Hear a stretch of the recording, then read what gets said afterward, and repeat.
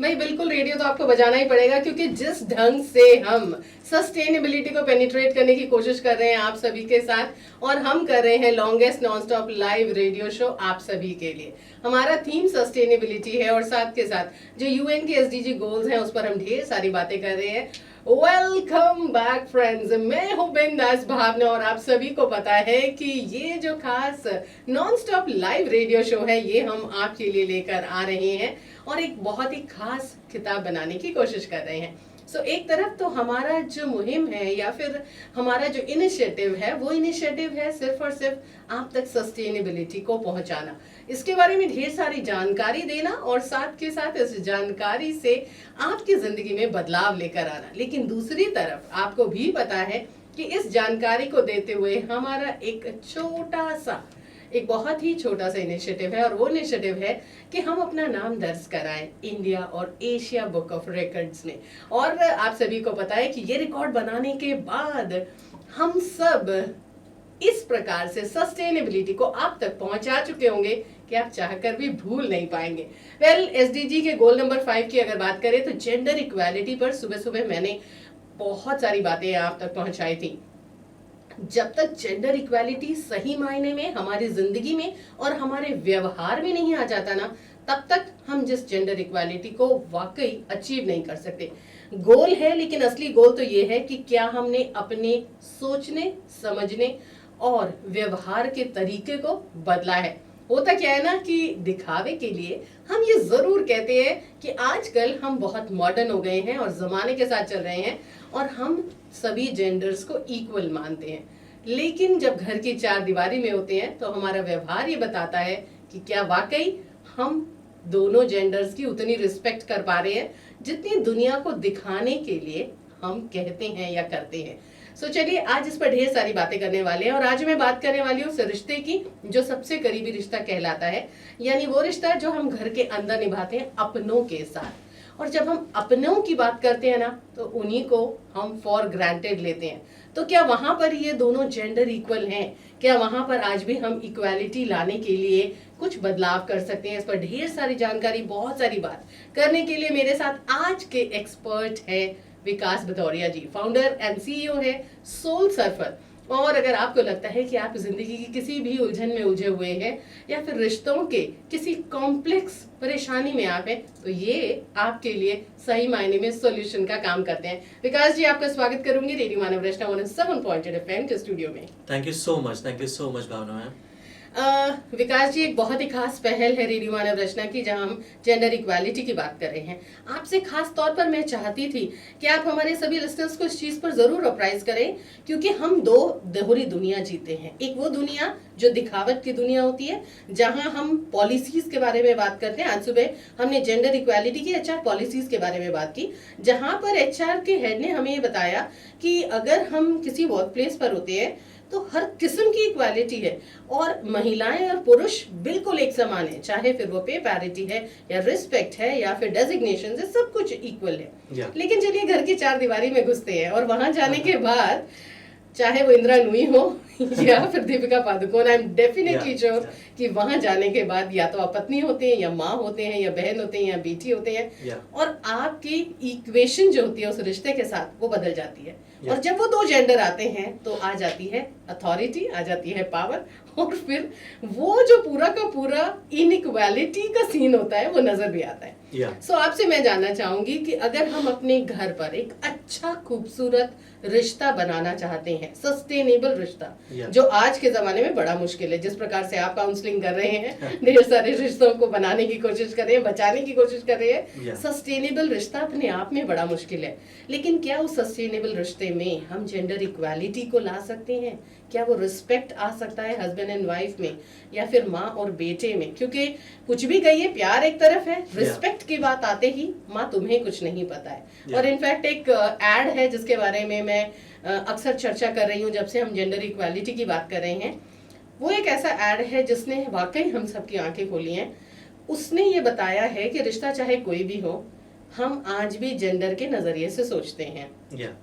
आज के यूथों से जितने भी यंग लोग हैं, लड़के और लड़कियां उनसे पूछा गया कि अगर आपको एक कार खरीदनी है तो आप सलाह लेने के लिए, एडवाइस लेने के किसके पास जाएंगे? अगर आपको एक अच्छा सा आईपैड या फोन खरीदना है Yeah. तो आप किसके पास जाएंगे? और इन हर किस्म के क्वेश्चन का आंसर था पापा Yeah. या फिर बड़ा भाई या दोस्त। Yeah. और आश्चर्य की बात यह है कि जिनके बच्चों से ये पूछा गया था उनकी माएँ उस कार बनाने वाली कंपनी की सीईओ है, उनकी माएँ उस मोबाइल फोन को बनाने वाली या ऐप को डेवलप करने वाली हैं। Yeah. सो जब ऐसे में एक जेंडर इक्वालिटी नहीं है, आज भी हम ये मानते हैं महिलाएं यानी वो फिक्र करेंगी शॉपिंग पर किसको लेकर जाएंगे तो माँ को लेकर जाएंगे, Yeah. कपड़े कौन खरीदेगा तो माँ जरूर खरीदेगी। सो आज भी ये सोच है कि ये माना जाता है we are not intelligent as women. Yeah. So मैं ये जानना चाहती हूँ घर के इक्वेशन में हम एक सस्टेनेबल रिलेशन बना कैसे सकते हैं?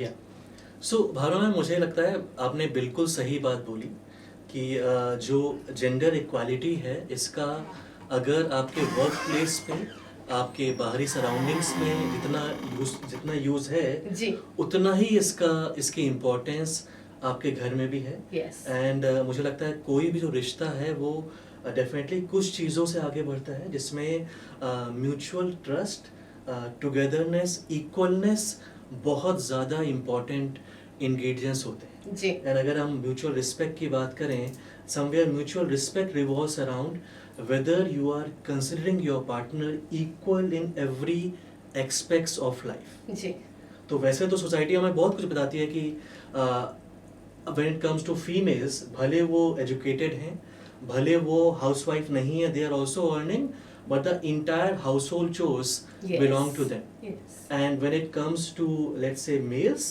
the entire providing that financial support belongs to them. Yes मुझे लगता है कि ये सोसाइटी के परसेप्शंस हैं, इसको जो मान रहे हैं वो ज़्यादा गलत है। जी रादर देन आई थिंक सबसे पहले अगर आप किसी के लिए किसी रिश्ते में आने के बाद अकाउंटेबल हैं जी तो वो है आपके पार्टनर। यस तो उसमें अगर आपको भी कुछ टाइम उनका रोल डिफाइन करना पड़े, मेरे हिसाब से सबसे खूबसूरत जो रिश्ता होता है उसमें कोई रोल डिफाइन ही नहीं होते। जी वो सर्कमस्टांसेस के हिसाब से, सिचुएशन के हिसाब से, नीड के हिसाब से, कन्वीनियंस के हिसाब से बदला करते हैं। अगर if the wife is working and if she is not able to look after the kids, then there should not be any problem कि why husband should not be going to look after the kids.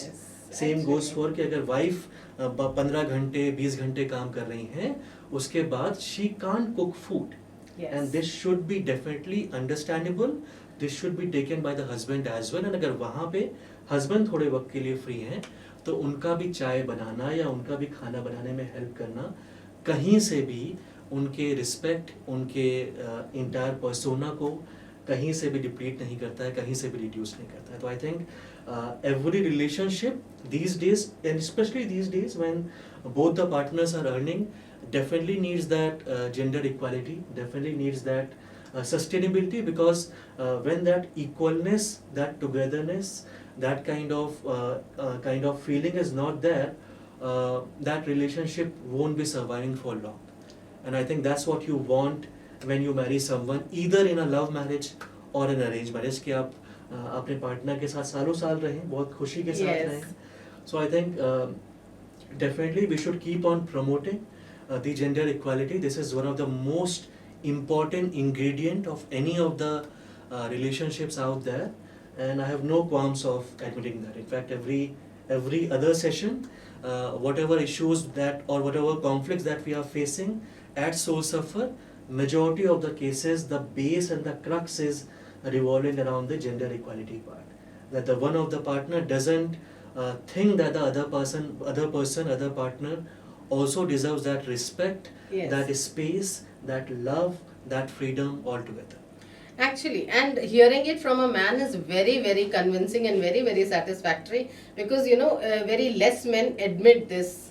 So I True, told you, like, what generally happens is, in the other scenarios, what happens is, you will have people who speak about it, Yeah. but there are no persons who practice. या बात हर कोई करता है, Yeah. पर जब बात आती है उसे इम्बाइब करके प्रैक्टिस करने की, वो घरों पे प्रैक्टिस नहीं होता है।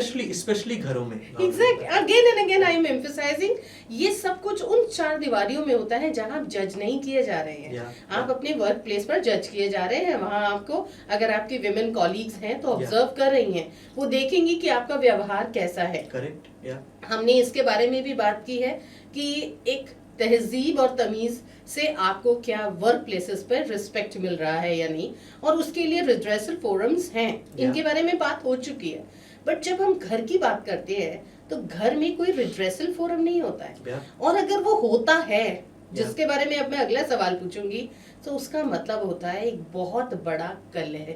बिल्कुल बिल्कुल। होता क्या है कि अक्सर हम मैगजीन्स में पढ़ते हैं, एक्सपर्ट एडवाइसेस में, साइकोलॉजिस्ट, काउंसलर्स, हर इंसान ये कहता है कि कम्युनिकेशन होना चाहिए, ओपन कम्युनिकेशन होना चाहिए। जब कभी भी आपको लगता है कि कहीं कोई परेशानी है रिश्ते में, अगर आपको लग रहा है कि आपके रिश्ते में आपको रिस्पेक्ट ही नहीं मिल रहा है, और ये हर महिला को लगता है, it is very obvious. In fact आज सुबह ही हमने इस बारे में चर्चा की थी कि हाउ मेनी विमेन जो कि पूरा दिन खाना बनाती हैं, साल के 365 दिन देख के कुक 4 मील्स, अपनी पसंद का खाना कब बनता है, वो अथॉरिटी आपके पास कब आती है, जब आप ये डिसाइड कर पाए कि आज आप अपनी पसंद पूरे परिवार के साथ शेयर करें।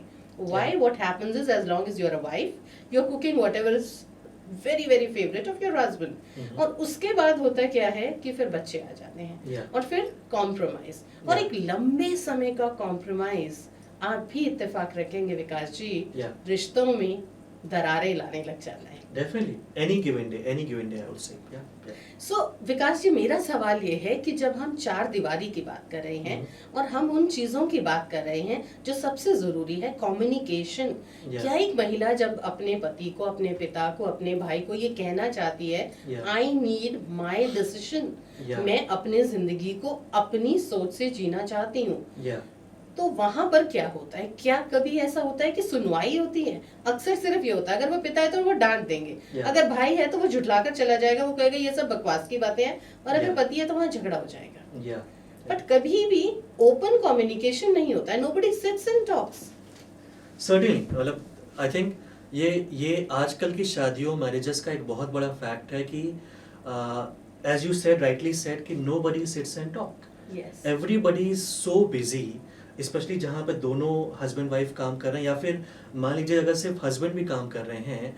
अक्सर भावना में हमारे पास एक, मैं आपको कुछ लाइव केसेस बताता हूँ, कुछ एक कंप्लेन आती है हमारे पास, अक्सर ये है, ऑलमोस्ट हर चौथी रिक्वेस्ट में होता है कि मैं दिन भर घर को संभालती हूँ, मैं बच्चों को संभालती हूँ, और मैं घर पे काम करती हूँ, शाम को जब हस्बैंड वापस आते हैं तो वो अपने फोन में बिजी हो जाते हैं। Exactly. वो फोन में देखने लगते हैं, और अगर मैं उनसे कुछ पूछने जाती हूँ तो बस जो डेली हमारी कॉन्वर्सेशंस होती है, खाना कब खाओगे, खाना खा लिया, इस पे मैक्सिमम कपल्स की पूरी जिंदगी टिकी हुई है इन कॉन्वर्सेशंस के अराउंड। एंड आप इसमें खराब बात देखिए कि जिस रिड्रेसल फोरम्स की बात कर रहे थे भावना मैम, आप रिड्रेसल फोरम्स में अगर आप अपने पेरेंट्स के पास जाओगे तो उनके वेस्टेड इंटरेस्ट होंगे, उनके फ्रेम ऑफ रेफरेंस होंगे।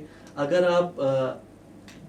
आप अपनी मॉम इन लॉ के पास जाएंगे तो वो हो सकता है बायस्ड ओपिनियन के साथ आए। तो अगर कुछ केसेस में even if they are trying to get a solution over there, it is coming up with clouded judgments from other people. तो प्रॉब्लम जो ऑलरेडी प्रॉब्लम थी कि हस्बैंड वाइफ के बीच में बात नहीं हो रही थी because of all these issues, लेकिन इन सब के चलते जहाँ पे कोई भी ऐसी सुनवाई नहीं हो रही है, कोई भी ऐसा रिड्रेसल मैकेनिज्म नहीं है, वो प्रॉब्लम और बढ़ती रहती है। हमारी मैरिज काउंसलिंग की भाषा में, भावना में, उसको हम स्टोन वॉलिंग बोलते हैं। अच्छा। कि कई बार हस्बैंड वाइफ का जो रिलेशनशिप है ऐसे टॉक्सिक पैटर्न में चला जाता है कि वो एक दूसरे को अवॉइड करने लगते हैं जी, कि एक दूसरे से हम बात ही नहीं करेंगे, तो झगड़ा ही नहीं होगा। हाँ, मतलब उनका यही एक एस्केप रूट बन जाता है कि यार हमें बात करने की जरूरत ही नहीं है। लेकिन वो ये भूल जाते हैं कि यहाँ पे हम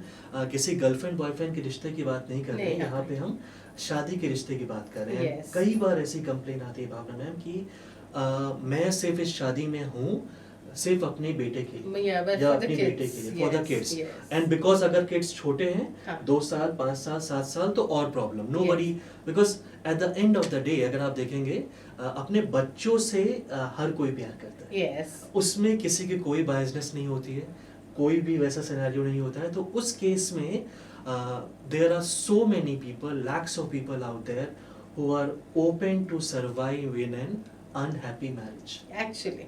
तो जो हम बात कर रहे हैं ओपन कम्युनिकेशन की, अंडरस्टैंडिंग की, आई थिंक वो शायद एक पहला पड़ाव होता है किसी भी तरह की इक्वलनेस या टुगेदरनेस को लाने का किसी भी रिश्ते में। विकास जी, किया कैसे जाए? जैसे मैं ही कह रही हूँ Yeah. आपसे, मैंने बहुत सारे केसेस देखे हैं आप, Yeah. और ये बहुत कॉमन है। I mean, ऐसा नहीं है कि कोई रेयर है, बहुत कॉमन सा सिनेरियो है कि जब कभी बात करने की बात आती है Yeah. तो बात नहीं होती, it ends up into a fight. और उसका एक बहुत ही सिंपल सा रूल है, Yeah. दोनों इंसान अपने आप को डिफेंड कर रहे हैं। बिल्कुल बिल्कुल। भाई, अगर कोई आप पर एक एक्स इल्जाम लगा रहा है, मान Yeah. लीजिए कि पत्नी ही पति को ये कह रही है you do not have time for me, Yeah. At the same time the husband will defend, he will Yeah. Try to tell you कि इस पूरे जमाने का काम सिर्फ और सिर्फ उनके कंधों पर है, and he actually doesn't have time for you, and Yeah. He can't even lift an eyelid and see what exactly have you brought for him for dinner, और have you put in so much of effort for all the things. Yeah. और होता क्या है इन सारी चीजों में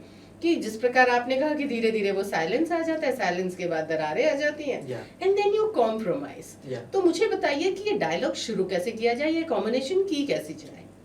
definitely.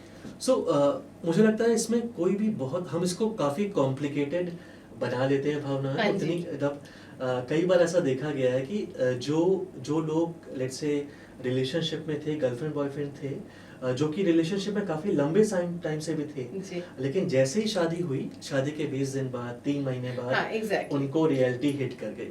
तो जब आप वाकई में किसी के साथ एक चारदीवारी, एक छत को शेयर करते हैं, आप ये मान के चलिए कि कुछ ना कुछ कॉन्फ्लिक्ट्स, जब आप एक दूसरे को 24 घंटे सामने देखते हैं, तो कुछ ना कुछ कॉन्फ्लिक्ट्स आएंगे ही आएंगे। यस, दैट इज इनएविटेबल, वो होना ही होना है। जी, आप उन कॉन्फ्लिक्ट्स को मैनेज कैसे करते हैं, that is up to you. अगर आप उसको मैनेज ऐसा करना चाहते हैं कि अगर आपके हस्बैंड या वाइफ फ्रस्ट्रेटेड हैं, हाँ जी, एजिटेटेड हैं, वो आपके ऊपर चिल्ला रहे हैं किसी बात का, एंड बिना उनकी बात को पूरी तरह सुने हुए, बिना उनको टाइम दिए हुए कि आप अपनी बात बोल लीजिए, हम रिस्पॉन्स करने के लिए बैठ जाते हैं। मतलब उनकी बात को तो हमने सुना नहीं, Yes. लेकिन हमें उनको क्या जवाब काम देना कर- है वो हमारे दिमाग में पहले चल रहा होता है। एंड जैसे ही वो 1 सेकंड के लिए भी अपनी बात खत्म करते हैं, हम तुरंत वो जवाब दे देते हैं। तो मुझे लगता है आजकल शादियों में, मैरिजेस में, people follow a very poor communication pattern, yes, जहाँ भी कोई कॉन्फ्लिक्ट हो रहा है, लड़ाई हो रही है, वो सामने वालों को आर्ग्यू करने में, सामने वालों को let's say one अपींग as in की किसी और का रेफरेंस लेके बाद में ले आना कि तुम्हारी माँ ऐसी, तुम्हारे पापा ओह ऐसे, यस, तुम्हारा दैट्स भाई ऐसे। वेरी कॉमन, और Yeah. इनफैक्ट मुझे लगता है सबसे बड़ा हथियार है। बहुत बहुत ज्यादा कॉमन है right? यस, किसी को ओवर सिंपैथाइज करना कि यार यू नो ऐसा हो जाएगा, वैसा हो जाएगा, ये वाला चीज, किसी भी तरह में मान लीजिए किसी और को अपनी पिक्चर ले आना। आप बात उनकी हो रही है, यहाँ पे प्रॉब्लम्स उनकी बताई जा रही है, लेकिन आप अपनी प्रॉब्लम्स को लाने से अपने आप को रोक नहीं पाए। Yes. right? तो टॉपिक ही चेंज हो मेरे गया। साथ तो हमेशा ऐसा करती हो या करते हो, so very Yeah, common. yeah. So but ये सारी चीजों का अंत हो सकता है, और ये जो जेंडर इक्वालिटी की हम बात कर रहे हैं, क्योंकि आप देखिए आने वाले समय में, और इसके ऊपर विकास जी हमने आज सुबह चर्चा भी की थी, हमारे साथ एक साइकोलॉजिस्ट थी और उन्होंने ये कहा कि वाकई एक रीसेंट आंकड़े हैं, स्टैटिस्टिक्स हैं, जो ये बताते हैं कि आजकल के जो कपल्स हैं, Yeah. एक रिलेशनशिप में, कमिटेड रिलेशनशिप यानी शादी जैसे इंस्टीट्यूशन में एंटर नहीं करना चाहते, और उसका Yeah. एकमात्र कारण है कमिटमेंट के बाद, जैसे आपने कहा Yeah, ना yeah. कि जब तक आप गर्लफ्रेंड बॉयफ्रेंड है वो रिश्ता बहुत खूबसूरत है, Yeah. लेकिन जब आप पति और पत्नी बन जाते हैं यानी रिस्पॉन्सिबिलिटी आ जाती है, और फिर ये Yeah. झगड़े शुरू हो जाते हैं, people do not want to enter this. अब यहाँ पर ना एक बड़ा इंपॉर्टेंट सा सवाल आता है Mhm. कि ना ये जो डिसीजन मेकिंग है अगर दोनों के पास हो, Yeah. तो ऐसा लगेगा कि हाँ मेरी भी सुनवाई है, आपकी भी सुनवाई है। Yeah. So, Yeah. 4 चीजें मेरी मानी जा रही हैं, 5 चीजें आपकी, या मेरी सलाह भी ली जा रही है, और Yeah. I have an opinion in the house, Yeah. I have something to contribute. Yeah. But Yeah. परेशानी ये है कि ये कंट्रीब्यूशन तो है ही नहीं। Yeah. और हमारी ये जो पैट्रियार्कल सोसाइटी है, और जैसे मैंने उस एड का जिक्र किया जो बहुत वायरल हो रहा है, जो विजडम है it Yeah. Lies with the man Yeah. And care lies with the women. तो माना ये जाता है कि आपकी सलाह या आपके विजडम की जरूरत नहीं है। सो मुझे बताइए ये अथॉरिटेटिव या पावर जो है इसको इम्बैलेंस कैसे करें? एक बड़ा इम्बैलेंस है पावर का, एक तरफ सारी पावर है, दूसरी तरफ नहीं है। सो या तो आप बिचारी हैं या आप रिबेल हैं, दोनों में से एक ही कंडीशन रह जाती है। सो क्या हम इसे बैलेंस कर सकते हैं, और अगर हाँ तो ये अथॉरिटी को कैसे डिस्ट्रीब्यूट कर सकते हैं, दोनों के डिसीजन सुने जाएं? Definitely. So when it comes to power imbalances Bhavna में मुझे लगता है कि ये आपके अपने थॉट प्रोसेस के साथ साथ आप बचपन से जो सोसाइटी में देखते आ रहे हैं जी कि आपकी मम्मी ने अपनी शादी में क्या किया था, यस आपके पापा कैसे मम्मी से रिएक्ट करते थे, जी वो जो सोसाइटल परसेप्शंस होते हैं, ये पावर इम्बैलेंसेस को ये बहुत लेकिन ज्यादा क्या ये सिर्फ मेल पर अप्लाई करते हैं या फीमेल पर भी अप्लाई करते हैं? आई थिंक जहाँ से हम देखते हैं, जी जहाँ पे हम लोगों को रोज मिलते हैं, उनकी प्रॉब्लम्स देखते हैं, मुझे लगता है दोनों पे ही अप्लाई करता है। जी कई बार ऐसा होता है, लेट्स से अगर फीमेल्स की हम बात करें तो एक होता है कि यार आपको तो आपको खाना बनाना ही बनाना है, रिगार्डलेस ऑफ कि आप हाउसवाइफ हैं। जैसे कई बार हमारी माँ लोग एक टर्म बोलते हैं, बेटा eventually at the end of the day एक लड़की को ही अपना घर संभालना होता है। Oh yes, of course. This is one dialogue I've heard so many very Yeah, times. yeah. Yeah. So this is sometimes so inherited. This is so instilled in everybody's mind कि यार no matter what happens, even whatever I do, if I won't do this, this would not suffice the expectations of my husband. तो मुझे लगता है वो जो expectation gap है, सबसे पहले जो भी यहाँ पे हमारे लिसनर्स हैं, आप हमेशा एक बात याद रखिए, किसी भी शादी में सबसे पहले आप दोनों एक दूसरे के लिए अकाउंटेबल हैं, कोई सोसाइटी के लिए नहीं, किसी और के लिए नहीं, because eventually at the end of the day you are the only one जो कि जिन्होंने इस शादी को एक तरह से जन्म दिया, अगर हम बोल सकते हैं, और शादी Yes. को किसी तरह से आगे बढ़ा रहे हैं। तो वहाँ पे मुझे लगता है कोई सेट रूल्स होने ही नहीं चाहिए जी कि आप बच्चे संभालेंगी या आप फाइनेंसेस का ध्यान रखेंगे एंड ऑल, जो भी एक शेयर्ड पूल ऑफ अंडरस्टैंडिंग के साथ, जी मतलब मुझे लगता है रिश्ता आज की डेट में आगे बढ़ सकता है when we create a shared pool of understanding in an atmosphere of respect and harmony to often arrive at a mutually beneficial solution. जी मैं आपको मतलब आज ही का एक वाकया शेयर करता हूँ जी भानु। जब मैं यहाँ पे रेडियो मानव रचना में आ रहा था तो जी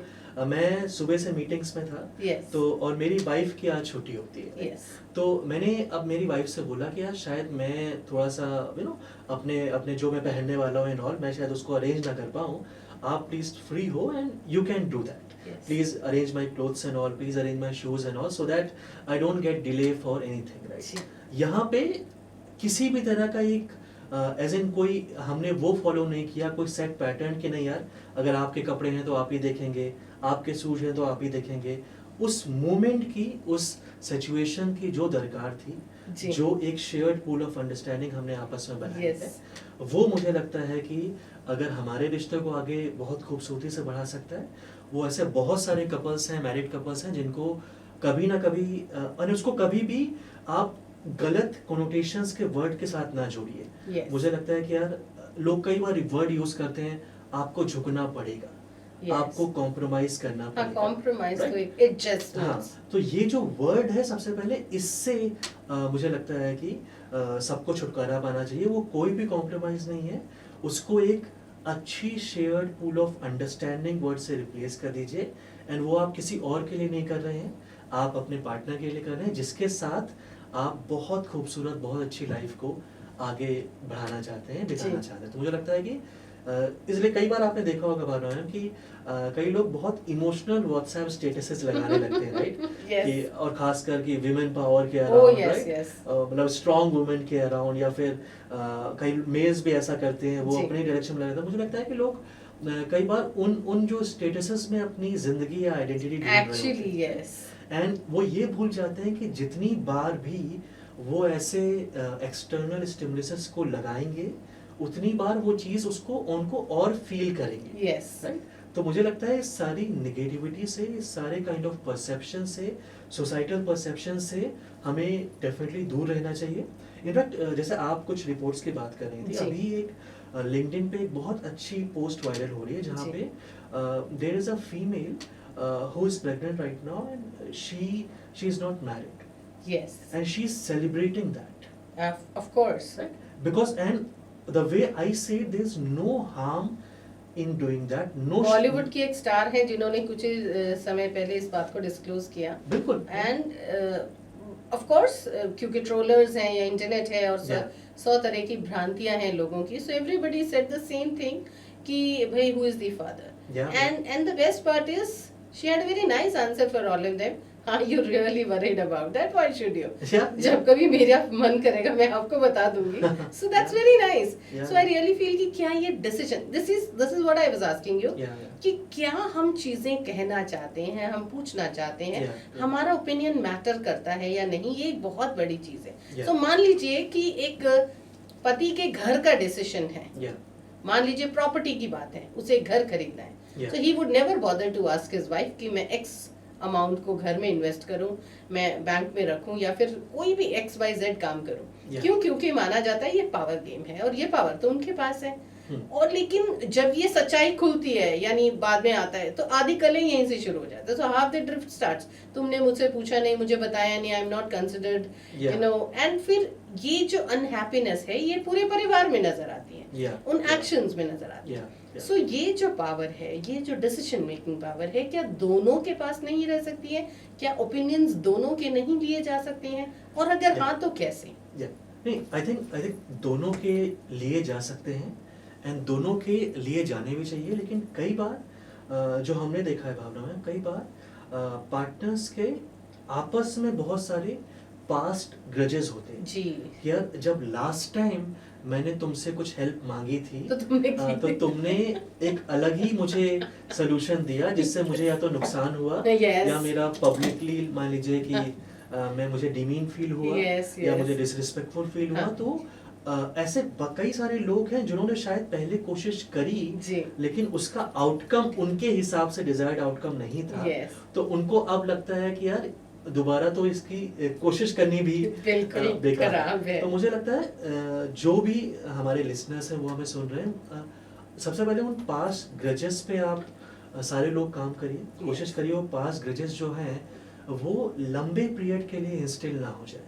कई बार हम देखते हैं कि लोग हमारे सामने जो आते हैं वो 5 साल पहले क्या हुआ है, 10 साल पहले शादी में क्या हुआ था, उसको लेके कि यार मैं जब बारात लेके आया था तो तुम ऐसे नहीं थे, वैसे नहीं थे. मतलब so right. we have heard this from Yes, yes. very educated people. Yes, you're right. So I think पर आई थिंक अनहैप्पीनेस का सबसे बड़ा कारण यही हो जाता है, और यही जेंडर इनइक्वालिटी आ Yeah. जाती है, क्योंकि आप कहीं ना कहीं मनमुटाव के साथ साथ रिस्पेक्ट खत्म कर देते हैं. correct. और जिस प्रकार से बार बार ये बात की जा रही है कि इक्वालिटी का मतलब ही समानता है, Yeah. और समानता में दोनों चीजों की समानता है, रिस्पॉन्सिबिलिटी की भी और रिस्पेक्ट की भी. Yeah. सो अगर एक एक्स जेंडर को पूरा रिस्पेक्ट मिल रहा है Yeah. कि वो सुबह उठे और उनके लिए एक बहुत ही गर्मा-गर्म चाय या कॉफी सर्व की जाए, फिर उन्हें एक अच्छा ब्रेकफास्ट भी मिले, Yeah. और साथ के साथ आपकी जो ज़रूरतें हैं या आपकी बेसिक नेसेसिटीज़ हैं वो आपको ज़रूर मीट करने के लिए कोई ना कोई हेल्प ज़रूर होनी चाहिए. सो क्या ये सेम चीज़ें जिसको हम कहते हैं ना ट्रेडिशनल जेंडर थॉट, Yeah. मतलब हम लोगों ने ना जेंडर रोल्स बांटे हुए हैं, Yeah. Yeah. और ये जेंडर रोल्स कई बार इतने हावी हो जाते हैं कि हम बहुत सारे ऐसे मेल लोगों को ये कहते हुए सुनते हैं कि भाई घर में पैसा कमा कर लाना क्या वाकई मेरी जिम्मेदारी है. Yeah. एंड एक्चुअली मतलब Yeah. कई बार मैं ये समझ सकती हूँ, क्योंकि जो वर्किंग होते हैं उन्हें पता होता है पैसा कमाने में कितना मेहनत का काम होता है, या you know all the efforts that you have to put in and all the things that undergo when you go out and earn. Yeah. तो उसे वही इंसान समझ सकता है जो खुद कर रहा है. Yeah. और कई बार वाकई ये भी एक बहुत बड़ी परेशानी है, लेकिन क्योंकि हमारी सोसाइटी ने ये प्रेशर क्रिएट किया हुआ है, Yeah. न चाहते हुए भी, मतलब अगर उनकी वाइफ केपेबल हैं Yeah. तो भी जमाने को दिखाने के लिए Yeah. जेंडर के रोल्स डिफाइन कर दिए जाते हैं. So you are meant for that, आप वही करेंगे. Yeah. And Yeah. Irrespective of what दूसरा जेंडर चाहे वो कितना ही अच्छा पोटेंशियल रखता है Yeah. उसके साथ. तो ये जो और इसके ऊपर ना काफी लंबा, मतलब जिस प्रकार आपने भी कहा, Mhm. एक बहुत लंबी चर्चा है. Yeah. लोग Yeah. अक्सर इसके बारे में बात करते हैं, लेकिन हमारे समाज का नजरिया नहीं बदल रहा है. Yeah. आज भी हम काम को लेकर, और खास तौर पर अब तो बहुत सारी ऑर्गेनाइजेशंस इसके साथ साथ अगर आप देखेंगे इसके ऊपर बातें कर रहे हैं, Yeah. लेकिन फिर भी जो डोमेस्टिक सिनेरियो है Yeah. वहां पर हमने रूल्स डिफाइन किए हुए हैं, और वहां आज भी महिलाओं का काम महिलाओं का ही है, Yeah. पुरुषों का काम पुरुषों का ही है। Yeah. इसमें हम थोड़ा सा फेरबदल कैसे कर सकते हैं, इसमें इक्वालिटी कैसे ला सकते हैं, जहां पर दो लोग या न्यूक्लियर फैमिली Yeah. या हस्बैंड एंड वाइफ हैं, वहां फिर भी कुछ हद तक ये बदलाव आ सकता है क्योंकि दोनों जनरेशन नहीं है। Hmm. लेकिन जहां पुरानी जनरेशन उनके साथ है Yeah. वहां चैलेंज है। बिल्कुल बिल्कुल बिल्कुल। मुझे लगता है भावना मैम, ये एक तो बहुत ही ग्रेजुअल प्रोसेस होने वाला है। जी over the period of time ही ये चेंज होगा। जी एंड जो भी हमारे लिसनर मान लीजिए इससे स्ट्रगल कर रहे हैं, आपको कोई नहीं रोक रहा है कि आप सोसाइटी के परसेप्शन के हिसाब से चलें। डेफिनेटली कई बार ऐसा बोला जाता है कि men are made for earning money and women are only for looking after the household chores and kids and all, ये सारी चीज़ें। लेकिन आपने जब वो ड्यूटी निभा ली, जी उसके बाद भी आपकी एक रिस्पॉन्सिबिलिटी बनती है आपके परिवार की तरफ। तो अगर मान लीजिए पहले तो ये धीमे धीमे चेंज होने वाला है over the period of time, लेकिन अगर उस वक्त के बाद मान लीजिए आप अगर मैं छोटा सा एक नॉर्मल सा एग्जांपल दूं, मान लीजिए अगर कोई मेल हैं जो कि 10 बजे ऑफिस जाते हैं एंड 7 बजे तक ऑफिस से वापस आते हैं, उसके बाद भी उनको कोई भी ऐसा कोई फ्रीडम या हक नहीं देता है कि अब आपका सिर्फ काम है घर पे आराम करना। अब अगर आपने किसी भी काम में हाथ बटा लिया या किसी भी काम में आप इन्वॉल्व हो गए या महज एक 15-20 मिनट की कॉन्वर्सेशन आपने अपने पार्टनर के साथ कर ली, then that will be somewhere wrong at your part. नहीं, पर विकास जी परेशानी ये है कि even if you are willing to work you do not know how to work. या द परेशानी ये है कि हम आज अगर इस डोमेस्टिक सिनेरियो को चेंज कर दें तो क्या सभी पुरुषों को खाना बनाना आता है? Exactly not. क्या सबको चाय बनानी आती है? नहीं। एंड कुछ ऐसी चीजें हैं जहां पर हम ये कह सकते हैं कि वो तो वो कर ही नहीं सकते हैं। सो ये वाली चीजें भी तो परेशानी है कि मान लीजिए कि घर के सेटअप में आप ये कह देते हैं, सो उसको कंप्लीट करने में अगले 10 साल लगेंगे क्योंकि आपकी प्रैक्टिस, उस प्रकार का काम, ये बहुत सारी चीजें हैं, प्रैक्टिकली पॉसिबल नहीं होगा। शुरुआत में अगर हम ये कह भी दें कि घर में चलिए अब जमाना बदल रहा है, जेंडर इक्वालिटी है, सो पुरुष भी घर के कामों में हाथ बटाएं। सो हाथ बटाने के लिए आपको हाथ बटाना आना चाहिए, आपको ये आना चाहिए। सो आप खाना बनाने गए हैं और आप सब कुछ जला कर आ गए, सो ऑब्वियसली खाना तो मिलेगा नहीं। एंड इन दी एंड क्या होता है, फिर महिलाएं कहती है ठीक है I better do it because resources को खराब करने से तो अच्छा है घर का ही पैसा है। सो ये भी so I always see the practical aspect कि कह भी दिया और अगर मान लीजिए उन्होंने यहाँ कर भी दिया, सो वो करेंगे कैसे? करना तो इन्हें कभी सिखाया ही नहीं गया, आया ही नहीं गया, अगली जनरेशन को भी नहीं आता है। अगर हम आज की परवरिश को देखें, and you ask any toddler और किसी भी छोटे बच्चे को, तो उसको आज तक नहीं आता है। हार्डली कोई मैगी बना पाता होगा या फिर कोई चाय बना पाता होगा, उसके अलावा कुछ भी नहीं।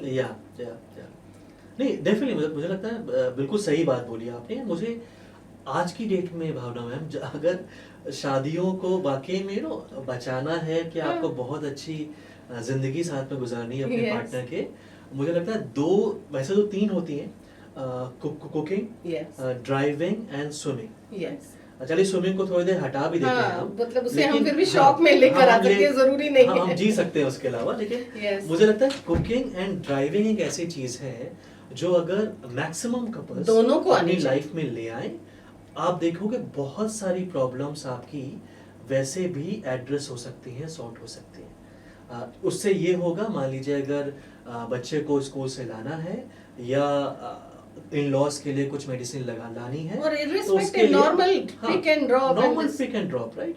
अगर आपके जो लव वंस हैं, आपकी जो वाइफ हैं, वो भी एक इंसान है, एक ह्यूमन बीइंग है, अगर वो भी वर्क कर रही हैं, भले वो हाउसवाइफ हैं या बाहर वर्क कर रही हैं, उनकी भी तबीयत खराब हो सकती है। तो किसी दिन अगर आपने खाना बना लिया एंड अगर आपको आता भी है, उसके लिए पहले सीखना पड़ेगा। तो मुझे लगता है ये आपके 107.8 FM के माध्यम से मैं सबको गुजारिश करना चाहता हूँ कि अगर वाकई में आप एक सस्टेनेबिलिटी ढूंढ रहे हैं अपने रिश्तों में या तो फिर आपको ये जो बेसिक नीड्स हैं, कुकिंग एंड ड्राइविंग एंड जो 3 बेसिक नीड्स होती हैं मेरे हिसाब से किसी भी ह्यूमन बीइंग की, भावना मैम की, need to be loved, yes need for space and need for autonomy. Yes तो ये 3 चीजें अगर आप एक दूसरे के लिए पूरी कर रहे हैं जी तो मुझे लगता है कि वो जो इक्वालिटी की हम बात कर रहे हैं, जो सस्टेनेबिलिटी की हम बात कर रहे हैं, धीमे धीमे उस रिश्ते में आ जाएगी। यहाँ पर विकास जी मैं इस चीज़ को ज़रूर एम्फसाइज करना चाहूँगी, और आपने अक्सर देखा भी होगा कि घर की डोमेस्टिक जो आपका सेटअप होता है ना, Yeah. वो व्यवहार कहीं ना कहीं बाहर ज़रूर आता है। Yeah. मान लीजिए कि आप अपने वर्क प्लेस में हैं, तो आप Yeah. एक बिल्कुल दोहरी जिंदगी तो नहीं जी पाएंगे। मान लीजिए कि आप बहुत अग्रेसिव हैं अपने घर पर, बहुत अथॉरिटेटिव हैं, हाँ. आप एक ट्रेडिशनल सेटअप में हैं जहां Yeah. आपने सबको सफोकेट करके रखा हुआ है for the only reason when you enter as a man and everybody is scared and everybody knows, ये नाराज हो जाते हैं, ये गुस्सा हो जाते हैं। This is a very common scenario. Yeah. So I have seen households where घर की जो महिलाएं हैं वो पुरुष के एंटर करते ही डरने लग जाती हैं। Yeah. इन्हें गरम चाय दे दीजिए, इन्हें खाना दे दीजिए, ये गुस्सा ना हो जाए। Yeah. तो I always want to know कि उनका जो बिहेवियर वर्क प्लेसेस में है, Hmm. डेफिनेटली वो भी कहीं ना कहीं रिफ्लेक्ट तो करता ही होगा। ऐसा तो है नहीं कि वो इंसान ऑफिस में तो इतना खुश रहता होगा, Yeah. उसे ऑफिस में सारी फीमेल्स बिल्कुल इक्वल लगती होंगी, और घर में आते ही अपने घर की जितनी भी महिलाएं हैं Yeah. वो उन्हें बुरी लगने लग जाती Yeah. है, या उनका जो पावर इक्वेशन है वो यहाँ बदल जाता है। Yeah. सो कहीं ना कहीं आप जो अपने घर का माहौल है उसे पूरे समाज में ले जा रहे हैं, फैला Yeah, रहे हैं, yeah. और जो समाज में है वो आपके देश में है, राज्य में है, और पूरे विश्व में Yeah, है। yeah. सो कहीं ना कहीं हम इस चीज को प्रॉपरली लेकर जा रहे हैं बाहर, Yeah, और इसीलिए yeah. इसे घर की ही चार दीवारी में एड्रेस करके ठीक करना जरूरी है। डेफिनेटली। लेकिन पता है भावना, हमने इसका एक और साइड देखा है। जी मैं आपके सारे लिसनर शेयर करता हूँ। अगर आप देखो, कई बार हमारे जो भी हमारे क्लाइंट्स हैं जो हमें बताते हैं कि जब मैं उनसे डायरेक्टली क्वेश्चन पूछता हूँ कि how exactly are you at work, yes they say that कि they are top performers. Wow so कई बार अगर आप देखेंगे ऑफिस में अच्छा बिहेवियर दिखाने के लिए उनके पास हमेशा वो वेस्टेड इंटरेस्ट होते हैं। ओके उनको बढ़ी हुई सैलरी मिल सकती है, Yes. उनको प्रमोशन मिल सकता है, उनको एक्नॉलेजमेंट मिल सकता है, एडुलेशन मिल सकता है। हाँ. ये सारी चीजें फॉलो करती हैं। जब वो ऑफिस का माहौल छोड़ के अपने घर में आते हैं, जी उनको घर में फॉर सम रीजन एक्नॉलेजमेंट या फिर एडुलेशन या फिर कोई सैलरी वैसा कुछ नहीं मिल रहा जी। है, तो सामने वाले के लिए कई बार एक गोल पोस्ट या तो लोग खुद खत्म कर देते हैं उनके पारिवारिक माहौल में, घर के माहौल में, या फिर over the period of time आपसी कलह की वजह से वो खत्म हो जाता है। अगर आपको एक मूवी याद होगी भावना मैम, थप्पड़, अगर आपको ऑफ याद कोर्स एवरीबॉडी रिमेंबर्स। तो उसमें एक बहुत बहुत अच्छा सीन है, इंट्रीगिंग सीन है, जिसमें जो बॉस हस्बैंड से बोलता है कि यार तुम तो मुझसे भी नाराज थे, लेकिन क्या तुम मुझे थप्पड़ मार देते? एग्जैक्टली जो कि तुमने अपना पूरा जो गुस्सा अपनी वाइफ पे उतार दिया, जी लेकिन कभी भी आप अपने बॉस से नहीं मार पाओगे, Yes, बॉस को एड्रेस उस obviously. तरह से नहीं कर पाओगे, Exactly. Because there is always that kind of कि हमसे कुछ छीन लिया जी जाएगा। जी जी एंड ये जो छीनने वाला जो नोशन है, मुझे लगता है पारिवारिक माहौल में लोगों से खत्म हो गया। ओके। कि ठीक है, सो ये वैल्यू हाँ थोड़ी फीलिंग ऑफ वर्थलेस है, क्योंकि आपको पता है कि अगर आप थप्पड़ मार भी देंगे तो वो जाने तो वाली कहीं नहीं है। हाँ, She's कई going to कई stay. लोगों के दिल में ऐसी सोच है कि यार ठीक है, मैं ऑफिस से आता हूँ, उसके बाद तो मेरी बिंज वॉचिंग, Yes. मेरा मी टाइम, मेरा मोबाइल, क्या होगा मैक्सिमम प्रोवाइड तो मैं ही कर रहा हूँ, Yes, कमा के मैं रहा हूँ, yes, कहाँ yes, जाएगी, yes, exactly. छोटे छोटे बच्चे हैं, उनको लेके कहाँ जाएगी and all. Okay. तो ये जो एक जो परसेप्शन है सोसाइटी में, जी। ये काफी ज्यादा प्रिवलेंट हो गया है over the period of time. इसलिए मुझे लगता है कि आप हमारे सारे फीमेल लिसनर्स से आप में बहुत कैपेबिलिटीज हैं, आप बहुत स्ट्रांग है, जो भी आपसे हो सकता है। अगर आप किसी ऑफिस में जाके काम नहीं कर सकते हैं तो आजकल बहुत से ऐसे ऑप्शंस हैं जहाँ पे मान लीजिए आप घर से टिफिन सप्लाई कर सकते हैं या कुछ भी ऐसा Yes, कर of सकते course, हैं so many things. जो कि आपको एम्पावर बनाए, बिकॉज वो सिर्फ आपको फाइनेंशियली एम्पावर नहीं बनाएगा, वो आपको मेंटली भी एम्पावर बनाएगा, एंड वो चीज़ आपके लिए over the period of time बहुत अच्छी साबित होगी। तो सेल्फ रिस्पेक्ट आपके अंदर आता है, हाँ, कॉन्फिडेंस बिल्कुल, आपके अंदर आता है, बिल्कुल, बिल्कुल। और वो आपकी पर्सनालिटी को चेंज कर देता है। बिल्कुल बिल्कुल करता है, बिल्कुल करता है।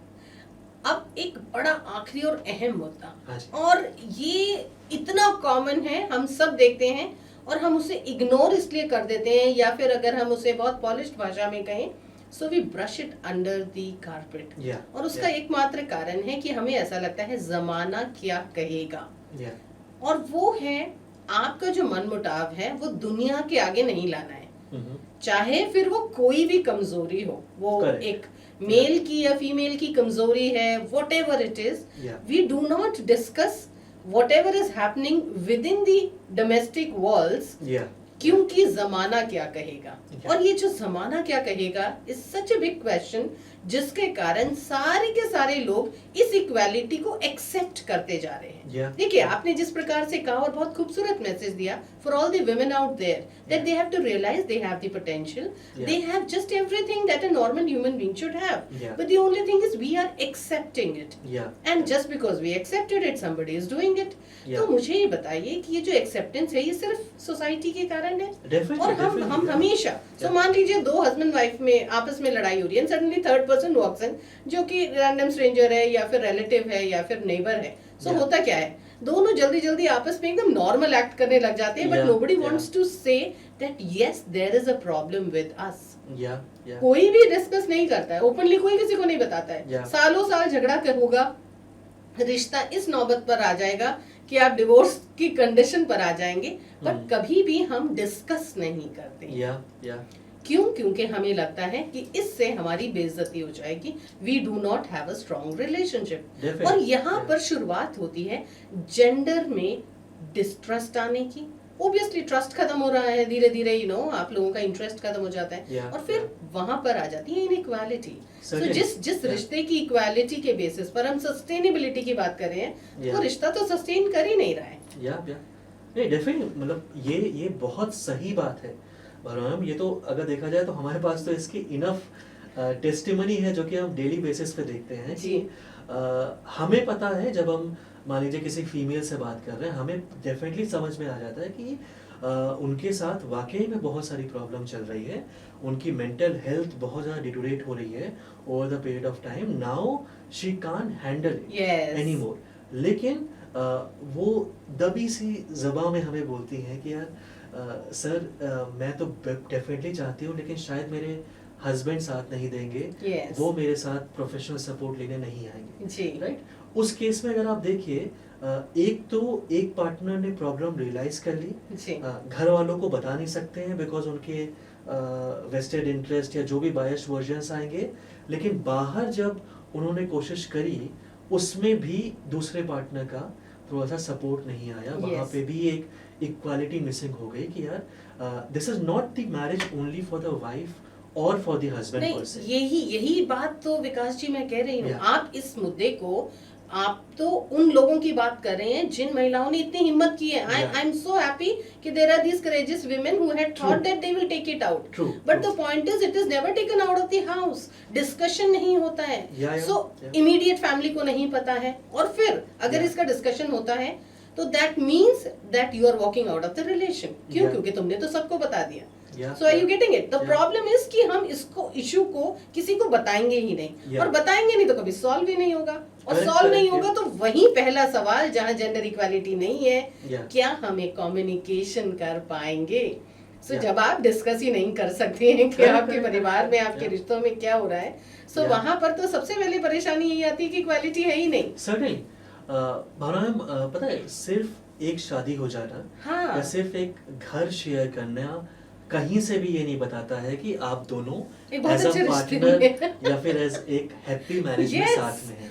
एग्जैक्टली, ये जो हैप्पी का Yeah. पैरामीटर है, ये बिल्कुल। तो साथ रहना है ही नहीं। बिल्कुल, बिल्कुल, बिल्कुल। So it could be any condition, लोग मजबूरी में भी साथ रह रहे होते हैं। या सो ऐसे बहुत सारे रिश्ते हैं Yeah. जिन्हें हम देखते हैं कि वो बिल्कुल ऐसी कगार पर हैं, but there is no discussion about it Yeah, for the yeah. Only reason society does not allow. और सोसाइटी क्यों नहीं अलाउ करती है? Yeah. क्योंकि हमारी सोसाइटी ने ये एक स्टिग्मा क्रिएट किया हुआ है, एक स्टेरियोटाइप बना रखा है कि Yeah. शादी इज इक्वल टू हैप्पी, या अनहैप्पी तो मैरिज हो ही नहीं सकती है। या और एंड फॉर दैट कि आप अगर दुनिया में नहीं है जिनके पास ये शक्ति नहीं है कि वो एक साथ इतने सारे मल्टीटास्किंग कर सके बहुत कन्वीनियंटली और बहुत खुशी के साथ। तो मुझे लगता है कि सबसे पहले सबका इंटायर जो बेस है, क्रक्स है, वो एक कम्युनिकेशन लेवल से शुरू होगा।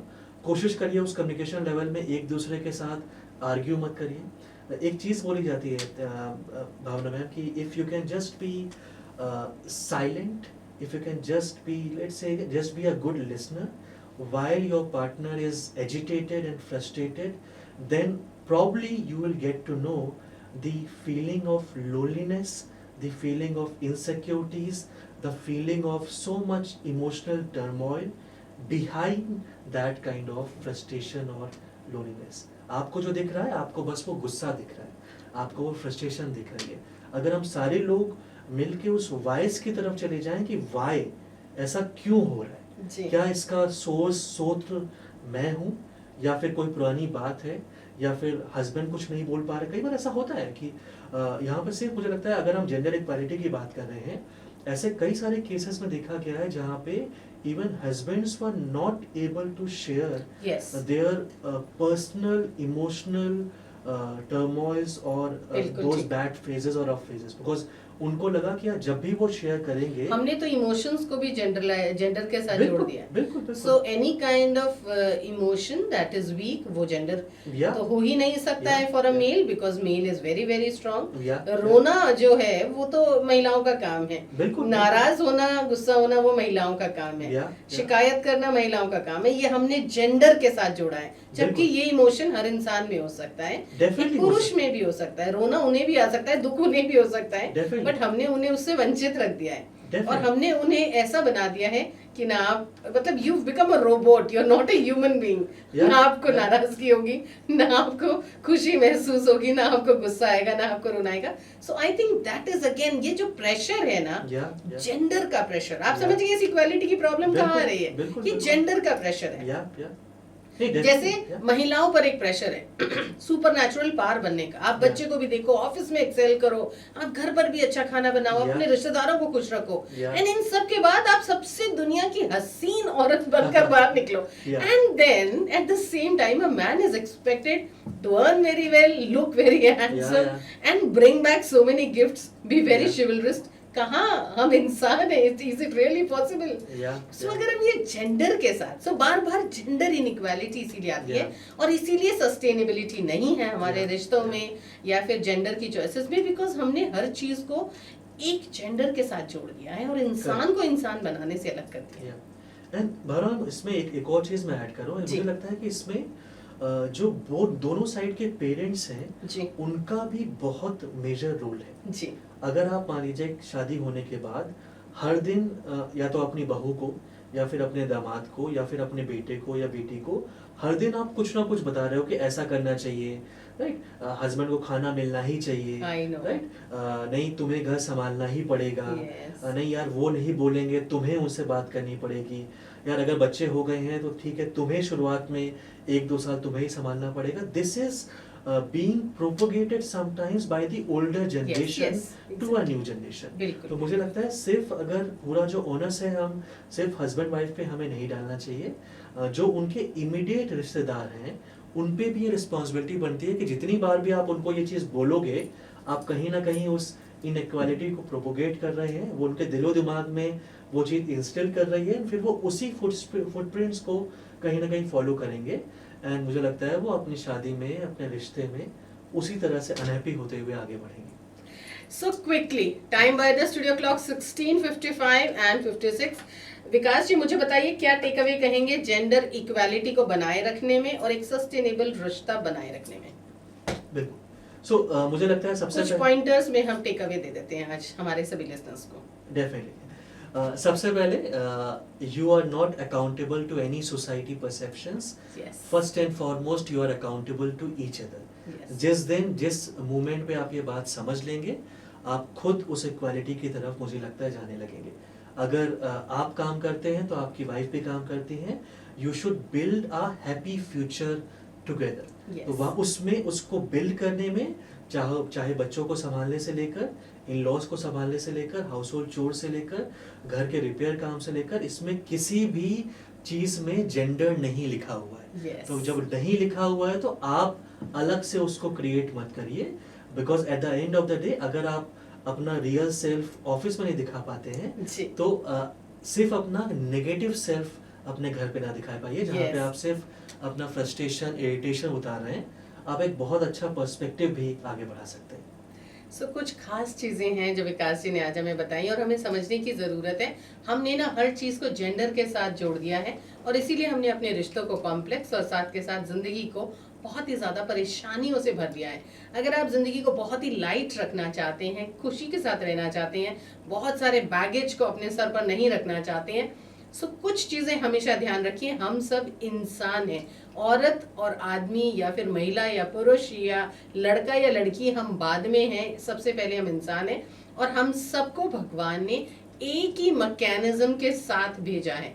उस मैकेनिज्म में इमोशन भी है, उस मैकेनिज्म में आपका ट्रस्ट भी है, उस मैकेनिज्म में आपको रिश्ते में रिस्पेक्ट की डिमांड भी है और आपका अपना कॉन्फिडेंस भी है एंड सेल्फ लव भी है। अगर इन सारी चीजों को आप पाना चाहते हैं तो रिमेंबर कि आप इस जेंडर से ऊपर उठने की कोशिश करिए और तब आप देखेंगे कि ये इनइक्वालिटी आपको खत्म होती दिखेगी। जितना हम अपने जेंडर में धंसते जाएंगे उतना ही हमें दूसरा जेंडर नेग्लिजिबल नजर आने लगता है और वहीं हम इनइक्वालिटी को अपनी जिंदगी में भर लेते हैं। बहुत सारे और बहुत ही अच्छा सेशन आज रहा। तहे दिल से धन्यवाद कहना चाहूंगी Vikas ji. It was a wonderful session and definitely मुझे लगता है कि जिस तरीके से हमने एक मुहिम स्टार्ट की है कि हम हर चीज को सस्टेनेबल बनाएं, शायद आज के हमारे इस पूरे चैट के बाद लोगों को समझ में आएगा कि वो अपने रिश्ते को सस्टेनेबल कैसे बना सकते हैं। Definitely, thank you so much, thanks for having me Bhavana ma'am and entire radio FM की टीम को, टीम सोल सर्फर की तरफ से बहुत बहुत शुभकामनाएं कि आप डेफिनेटली ये पूरा जो मुहिम है आपकी, आप इसको पूरा करें, बहुत सक्सेसफुली पूरा करें। और वाकई एक बहुत ही खास रिकॉर्ड हम बनाने की कोशिश कर रहे हैं, लेकिन इस रिकॉर्ड को इसलिए नहीं बना रहे हैं क्योंकि हमें लगता है हमें सिर्फ रिकॉर्ड बनाना है। हम चाहते हैं हमारे इस रिकॉर्ड के साथ साथ आप एक रिकॉर्ड बनाएं और वो रिकॉर्ड होगा कि आप अपनी जिंदगी में हर चीज में सस्टेनेबिलिटी ले आए, चाहे फिर वो आपके रिश्ते हैं, चाहे फिर वो हमारा एनवायरनमेंट है, चाहे फिर वो हमारा समाज है या हमारा देश है।